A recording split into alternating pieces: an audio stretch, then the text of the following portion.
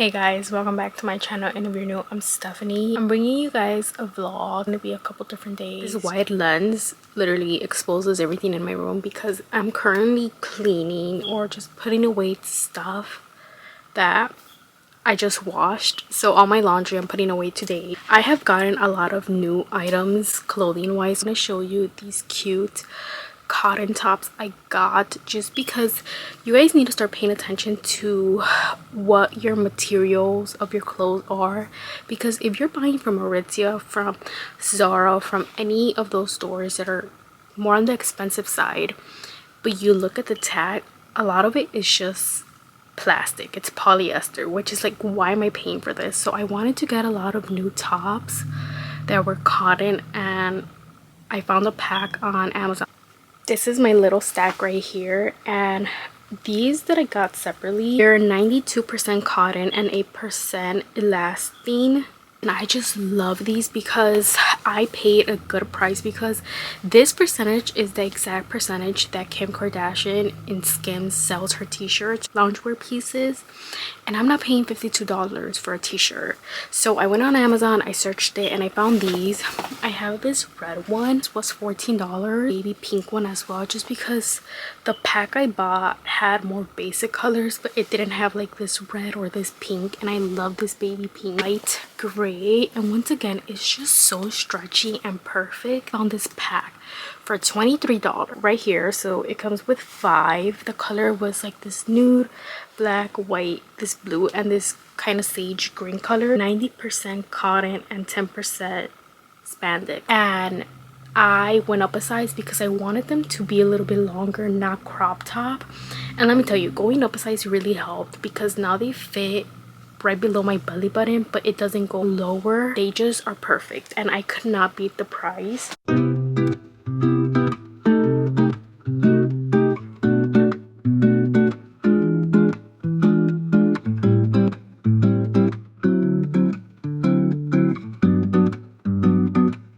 As you can tell, my PJ drawer is so full. I'm always wearing one of the pajamas so they all fit, but essentially overline's overflowing.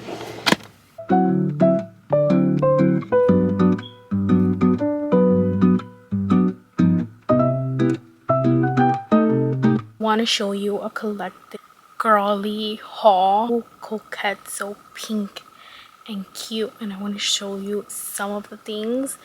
But I will say, other things that I did buy, I don't have them with me currently because I sent them to be shortened for my length. So you're gonna see that in the same part of the video, but it might look different. These are some of the things I want to show you, but I have much more, so just take a seat. These finds are so cute. First of all, I got this insulated food jar, and it's so cute. It has the pink bows all around it. Next 2 pieces, it's a 2-piece set, but I will say this is not for me. And these PJs by Laura Ashley, it's funny because I remember always going to the store with my mom, and she would always be like, oh, it's by this brand, and I would just, and my siblings, we would just be like, just because it's the brand, it doesn't mean there's someone important or famous. And now it's funny because I always mention Laura Ashley. I have no idea who that is, but their stuff is super cute. Pink, they have little hearts all over it. Cardigan, jacket, because it's a strong thick material. The gold button looks so sophisticated and very girly. Like, I have a full collection now of cardigans that are more uplifted, and they just look high class, and they all have these gold buttons. New PJs, and I just realized it's from the maternity section, but it was honestly the only piece, but it's fine. I just love it. Ditzy flowers, and specifically like grandma core that is going on right now. Being pink, I was like, I need it, I want it, and I got it. I will say the pants have this cute little bow here as well. And then this is what I was dying to find in store. I was looking for these PJs. These are just bows. So this is a top. As you can see, it's once again very cute, coquette, and just girly. I even got these PJs because, as you saw, they are short sleeve. Is because when you're transitioning from spring to summer, how it's hot enough that you don't need all the blankets in your bed anymore, but it's still somewhat chilly to be wearing PJs that are like these with the short sleeves and the shorts. Like, it's just not, like, I always struggle and you always have to put a sweater on or something. I was thinking how I don't have any PJs like that because my shorts are either shorts and short sleeves, or it's long pants, long bottoms, and I think these are perfect for that weird season. Other amount of PJ I realized is that there's so many pieces you could wear during summer. Like, there's shorts, there's skirts, there's obviously like linen pants. There's so much stuff for you to wear during the summer, even dresses. Like, that's, I'm like, I love it. During the winter, however, I feel like the only thing you could truly wear is jeans and leggings, and anything else you just look bummy. You just look like you can't really put cute outfits together. Church, brunch, and all that stuff, I know how to put an amazing outfit together, but realistically I'm not going to be wearing trousers, a blazer, a cute silk top when I'm at home. But I saw these pieces and it just made me think that I could elevate or at least be cute, comfy at home. First top we have is this one with a pink bow in the middle. The pants are the same color. They have a bunch of little mini bows all throughout the pants. Currently in the wash. Okay, this next piece, it's all like a cream color, but they have pink hearts and teddy bears all over the shorts, and this is PJ. This is essentially the same piece that I showed you with the pink bow, except it's cream color. It has pink trim all over the shirt and the bottoms, and it has bows all over it. Now the only thing with these pants is that I really have to get them cut because they're super long. I am 5'1", so I am petite. Okay, going back to the PJs, these are maternity, which is why I got them in a smaller size, just because maternity means like they are more elasticy. I, once again, just going back to grandma core, cottage vibes, just beach vibes, these blue ones I had to get. Not only do they have the blue bow, but they have flowers all over the pants. Now the only thing I do have to say is that the matching top is beautiful, but it does say blessed mama stitched on the side in the pocket. I'm obviously not a mother yet, but one day I will be, so it didn't bother me that it says that. It's essentially the same thing as the blue one, except it's in pink, and this one just once again has the little flowers details all over it.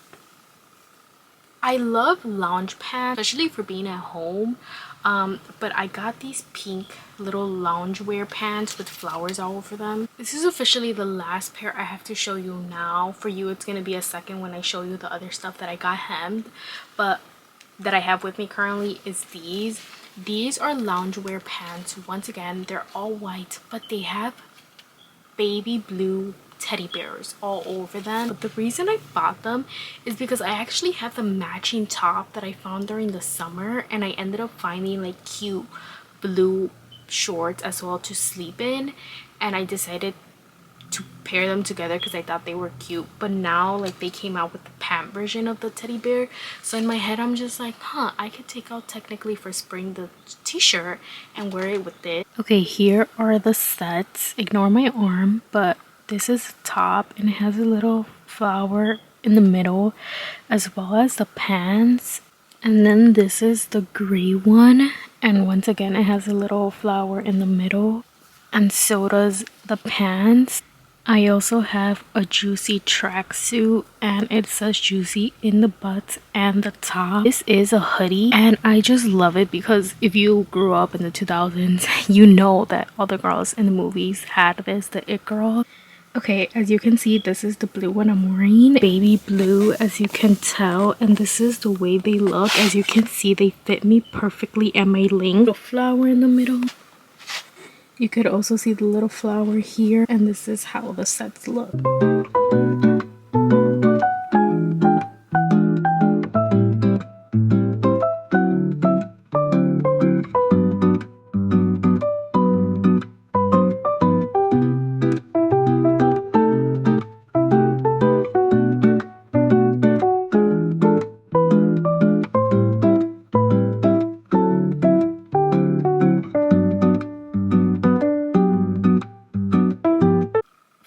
anyone wondering, this is the page I'm using for the Pilates board workout. She has quite a few, but I will say I do always do 20 minutes, so I usually do like 2 different 10-minute workouts. And yeah, I recommend this page. Wanted to make this small little sit down and talk to you guys real quick because I have not been posting here on my YouTube channel for literally the whole year. I think I just posted like my morning routine and then I just disappeared. And I would just quickly want to come in here and say, I said when I started this Living with the King series that I would be honest and vulnerable and raw with you guys about my whole life, that I was literally sharing my whole life with you guys. And I think sometimes that's hard because when you're going through it, you don't want to necessarily come on here and see everything you've been going through. And on top of it, it's like this hasn't even been a thought process. I should go and post. I just don't feel motivated. I just don't feel like I even have anything to record because I've been clouded by just negativity and such darkness in my life. For the past 4 months officially, I have been in spiritual warfare, to the point that in January I thought I lost the Lord because my love for him, my trust, my faith in him just went downhill very steeply, very quickly. And I thought I lost the Lord. Like, I was still going to church, I was still praying, I was still reading my Bible, but I didn't have the fire for him as I used to. And I just kept thinking, like, what happened here? Like, I obviously know the reason why I was going through it, why I lost trust, why all these things were happening. But when you're just there, like at the moment, I just was like, I messed this up. Like, I'm the reason that I don't feel close to God. Like, and that's the one reason why I never stopped praying or stopped opening my Bible or even going to church, because ultimately, while I felt like I lost that connection with him, I still wanted him in my life. Like, I still wanted to regain that love I had and just everything. And even now that we're at the end of February when I'm filming this, I just keep thinking how like it just keeps getting worse and worse. But the past few days I've been the happiest. I felt the joy of the Lord, which is why I'm even filming this, because it's been truly like a process. And it's hard when you just been going through it for so long, and then suddenly you feel like, I feel like myself again. I feel like I'm stronger.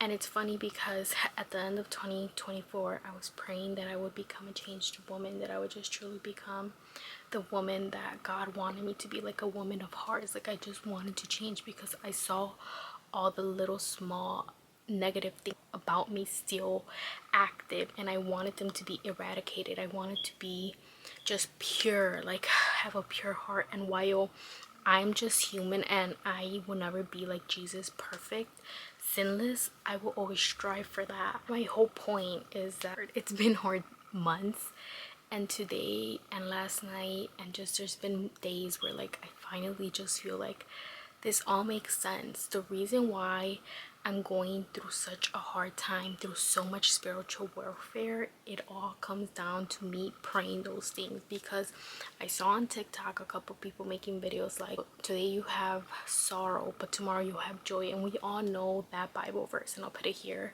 just quickly if you're interested.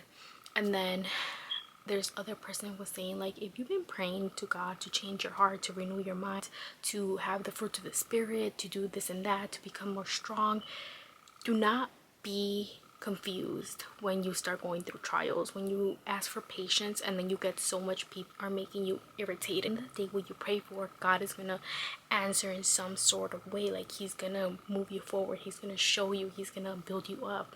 And when he said that, like, it slowly started clicking in my head where I'm like, wait a minute, I literally been praying and told God, like, in 2025 I want to be a changed woman. Like, yes, he worked in my life so much in 2024 and it has been one of the best years of my life, but I was so happy and I had changed so much my life for Christ. But then in 2025 I just felt like I lost everything. Like, I wasn't happy, I couldn't understand it, and now it's making sense. And I just want to include this here because I just want everyone to know that God is still good regardless of everything happening. God is so kind and loving. He has his arms open wide, full of grace, and he's waiting for you. Want is for you to submit to him, to surrender everything to him. And it's a hard process walking with him.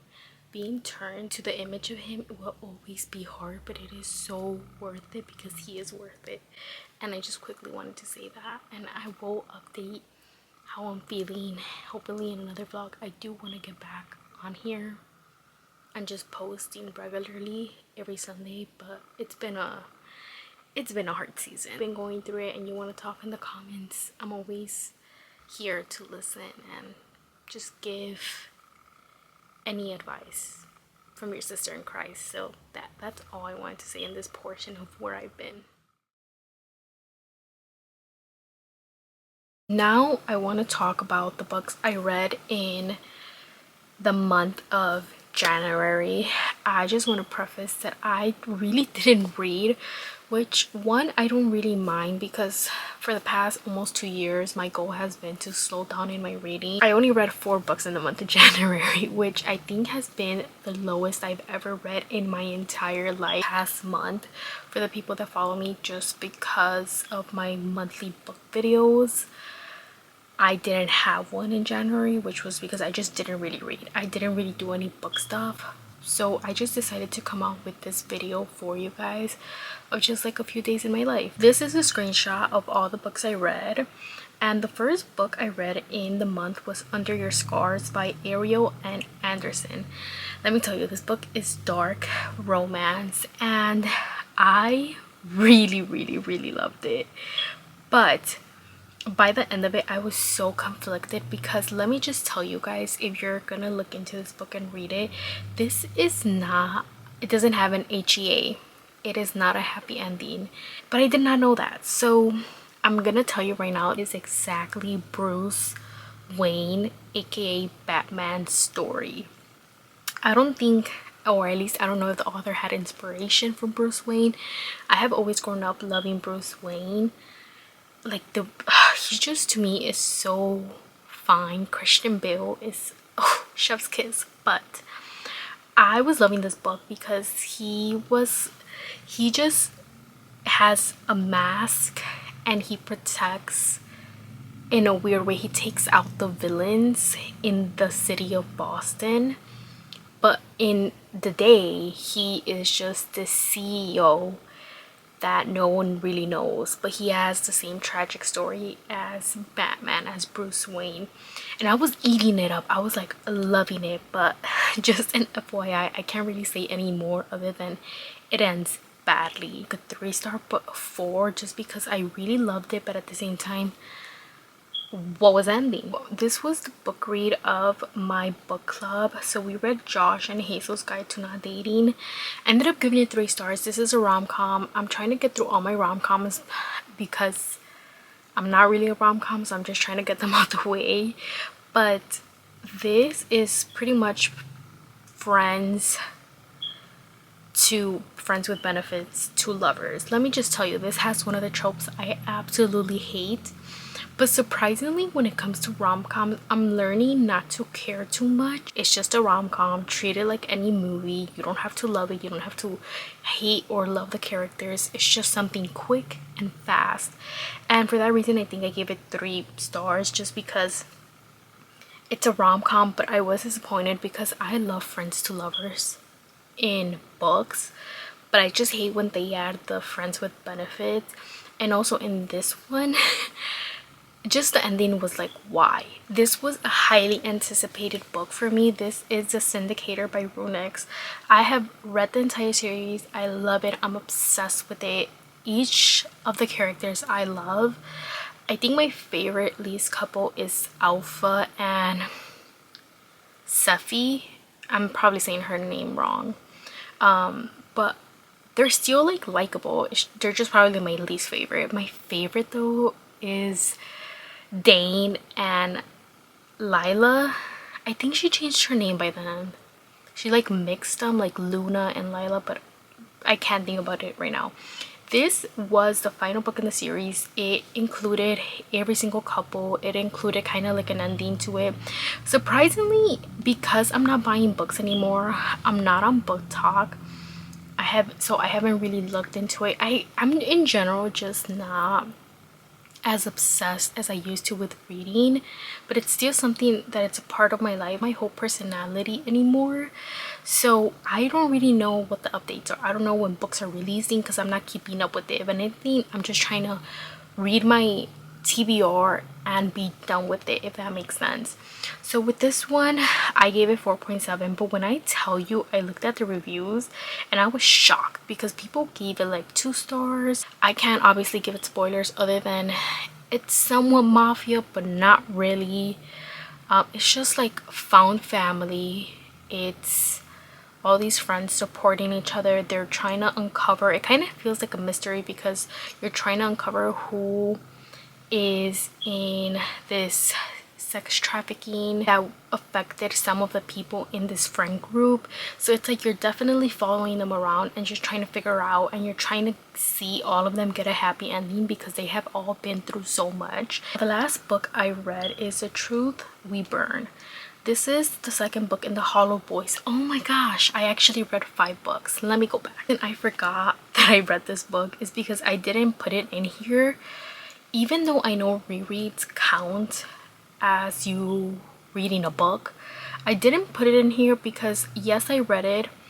I read 90% of it and I feel like 10% I somewhat skimmed because I wanted to read the series and be done with it. Currently, I'm in the 3rd book, right? I'm in the 3rd book, but I didn't remember the 1st book as specifically as I wanted to continue the whole series, just because I'm pretty sure the 1st book I read in 2024 in January. So imagine a whole year passes and it's just like I wanted to continue the series, but I just couldn't remember everything because this series is also found family. It's a group of 4 guys and they're trying to go through a mystery of uncovering who killed one of their girlfriends, and it's dark romance. So in my head, I'm just like, let me just reread it real quick. Based on here, my first rating was a 4.5 because people recommended this if you love Devil's Night by PD, and I love the end. Like, I love it so much. But book 1 did definitely lag for me, which is what I put here in my first rating. And this time reading it around, it still lags so much. I feel like it's kind of a knockoff for Corrupt from PD, but I was just like, let me just continue. And now that I know what happened in book 1 again, let me go on. So then finally we go to The Truth We Burn. This one I gave it 4 stars because it was really good. I feel like I liked the guy a lot more. I feel like, if I'm being honest with you, I feel like instead of reading book 1 first, read the first part of book 2. Just read the first part, and after the first part, because it tells you when part 2 is starting, go to the first book, because I think the first part of book 2 just gives you an understanding of who this friend group is and how they've been through stuff. Like, it just shows them being friends, and it shows you like the characters, who they are. And I feel like book 1, you just jump into it, like the mystery immediately. And I just, in book 1, did not connect to any of the characters because I didn't know them. But in book 2, you really get to see in part 1 their past. And I was more interested because I was like, oh, like now I'm interested. Who died? Like, what happened to her? Just going back to the point of book 2, I really loved it. I loved the characters at this point. I enjoyed just going through the quest of finding out what happened to this girl that died. I just loved everything about it. The only thing I disliked, and I noticed this a lot in books, and I guess also specifically dark romance, and now that I am who I am, which is a follower of Jesus Christ, like me being a Christian now, like walking so close with God, things just start feeling different in my spirit. So when books start talking about Lucifer, when books specifically go into just in a way mocking God, or you know, start calling these guys gods, I'm not in love with that. In my head, I'm just like, why are you as an author including so much that like referencing certain things about Jesus, about God, about Lucifer, about the devil? It's just like, I don't love that anymore. A good solid 4 stars, almost like a solid 4.5. No, that's a little high. We'll just give it a straight 4 because it was good. That wraps up my January wrap up. Hello guys. I know I look crazy because I have my hair roller thing going on, but I just wanted to come on here for the final section of this video. I want to give you my February wrap up, all the books I read in February. It's not going to take long because I didn't read as many books once again, so I'm just gonna do it now. New update on Goodreads, because back like last year you would be able to just click on your 2025 or 2024 like reading goal and it will show you all the books, and now you have to go through all this section to even see what books you read. Once again, the picture here for you guys. I've been reading the series which is called the Hollow Boy series, and it's by Monty J. I'm in book 3 and I also read book 4. This is technically the first part of the book, and then the 4th book is part 2 of this couple specifically. Book 2, really, I really loved it, and I was hoping that I was gonna end up loving the rest of the characters and just falling into it, but this series really disappointed me. And I know a lot of people love it and they love it even more than DN from PD, but I'm really confused because this book wasn't bad. I ended up giving it 4 stars. It is between a psychopath and the girl who technically is also somewhat of a psychopath, and she is boy obsessed with him. Let me tell you, I am not for that trope. I like it when he's obsessed, not when she's obsessed, and that was kind of hard. Also, she's a bug lover. Like, her whole thing is anatomy. I might be saying that wrong, but she loves bugs. She loves all these things with bugs, and to me I was just like, no thank you, I don't love it.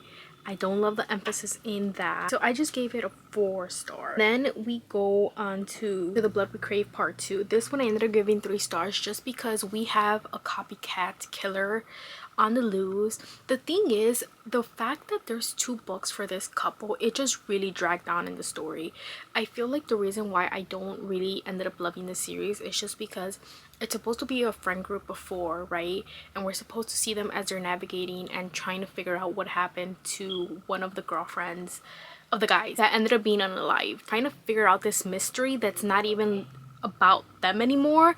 It's much more bigger, and I just feel like the plot line, to me, it got lost. Like, it dragged on in this 2 books. I was over it by the end of it, so for that reason I don't want to read this. This is the final book in the series point. After just reading this, like, technically everything is all answered by the end of book 4, so in my head I'm just like, they're dragging it on by continuing the story at this point. Like, yes, I'm really interested in his story, Silas. I don't want to get dragged in again because I just wasn't interested. So I'm sorry, the Hollow Boys for me is going to be a series that I'm going to read 3 stars out of 5. To read Sea of Ruin. Oh my gosh, you guys, Sea of Ruin is so good. When I was reading this, I was captivated. I was reading it non-stop. I was trying to finish it. Like, when I fall in love with the book, I almost always want to finish it. Like, I don't want to take my time with it. The only thing is, I gave it a 4 star by the end of it because the ending pissed me off.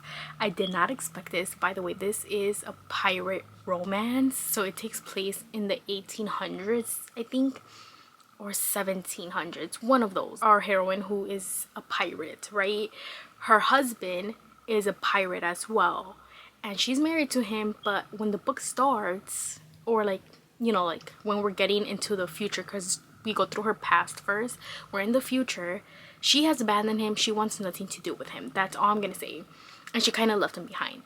But then he comes back. I am captivated by her husband. I'm just like, I don't like you. I don't like what you did, but you're hot. Like, tell me more. Like, I want to know more about you. Like, I was interested in him. But then she gets captured by a pirate hunter, and I was mind blown. At first, I hated him. It's like my emotions were all over the place when I was reading about both of these guys.